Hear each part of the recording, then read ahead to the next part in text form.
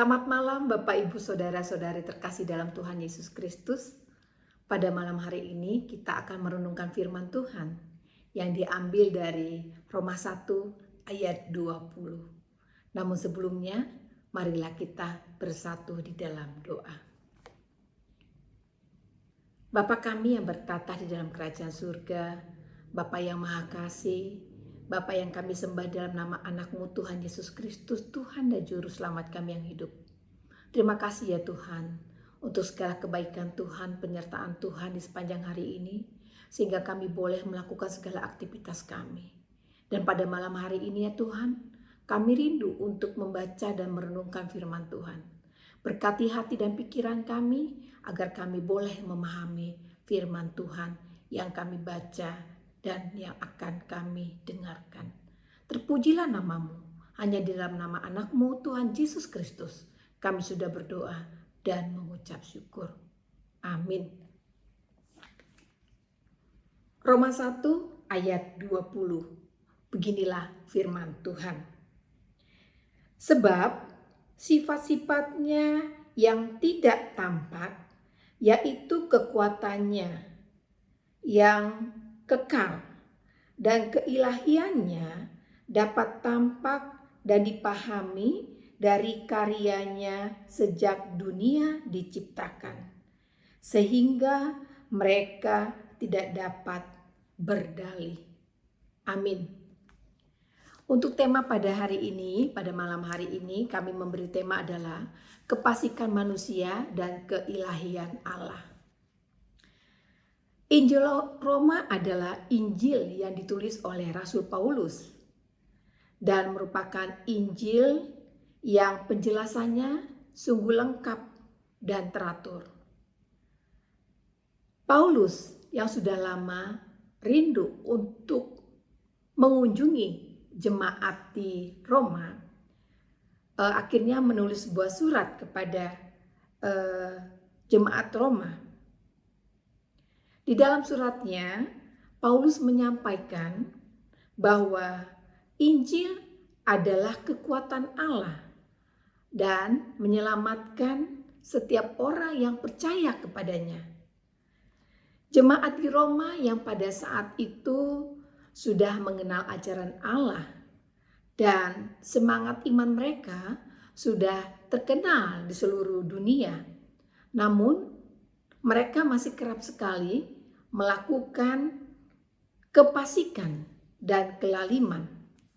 Pasik yang artinya adalah umat berdosa namun tidak mau mengakui dosa mereka, atau orang yang mengetahui keberadaan Tuhan namun enggan mematuhi firman-Nya.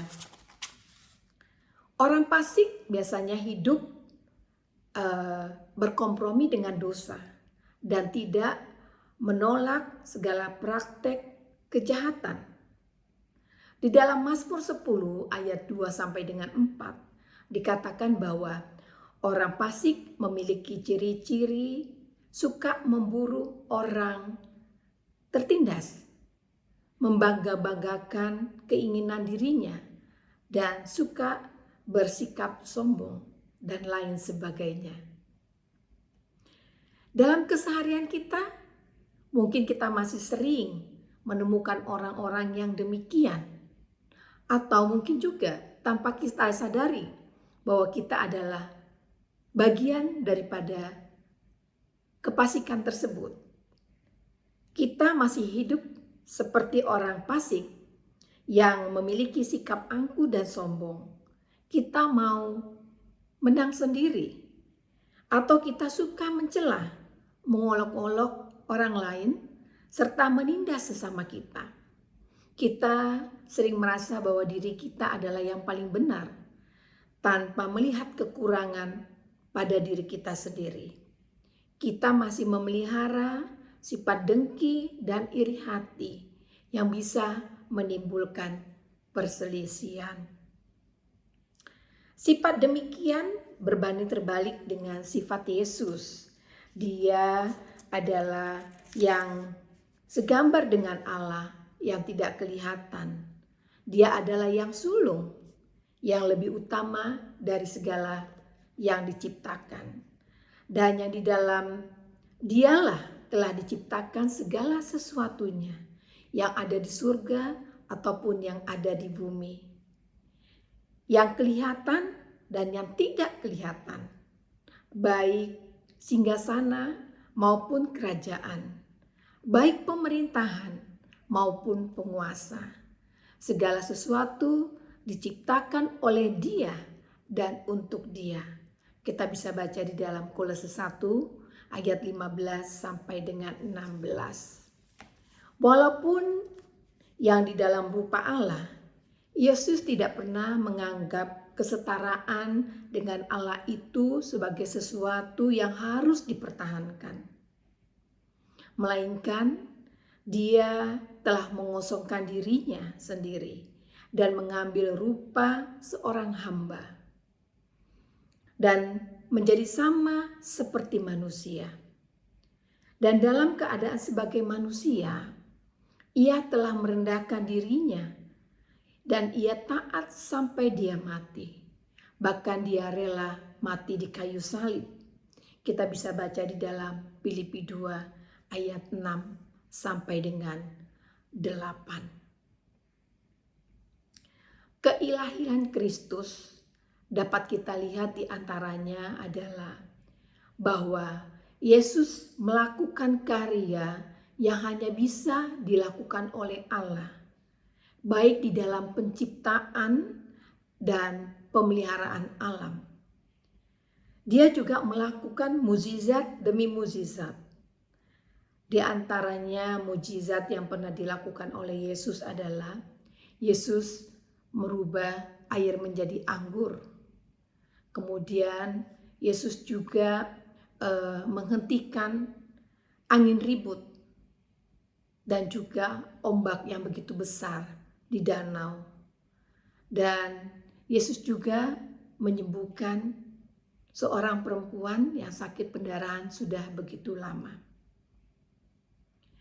Di dalam karya penebusan, Tuhan bukan saja mampu mengampuni orang yang berdosa, namun Dia juga berkuasa untuk membangkitkan orang mati. Bahkan pada hari Tuhan nanti, Dia akan menghakimi semua manusia, baik yang hidup ataupun yang mati. Tidak ada batas kekuasaan dari Tuhan dan tidak ada yang tersembunyi bagi Tuhan. Kita yang bagian dari ciptaan Tuhan, umat yang sering melakukan dosa, kita sering bertingkah ke pasif. Marilah kita belajar dari sifat-sifat Tuhan. Allah yang berkuasa, Allah yang maha kasih, serta Allah penebus dosa manusia akan mengampuni kita jikalau kita mau datang ke hadapannya dengan penuh kerendahan hati. Tuhan tidak menginginkan kematian orang pasif, tetapi Tuhan menginginkan agar orang pasif kembali kepada jalan kebenaran. Tidak ada alasan bagi kita untuk tidak mengakui kemahakuasaan Allah. Dan tidak ada alasan bagi kita untuk tidak melakukan segala perintah Allah. Sebab Allah kita adalah Allah yang sanggup melakukan apa saja yang Dia inginkan untuk kita. Marilah kita terus belajar melalui firman Tuhan, agar iman percaya kita semakin hari semakin bertumbuh. Sehingga kita juga boleh mencerminkan bahwa kita adalah pengikut Kristus. Kiranya Tuhan menolong kita untuk melakukan di dalam kehidupan kita. Amin. Marilah kita berdoa. Bapa yang Maha Kasih, kembali kami datang ke hadapan-Mu ya Tuhan. Mengucapkan terima kasih ya Tuhan buat apa yang sudah kami dengar firman Tuhan pada malam hari ini.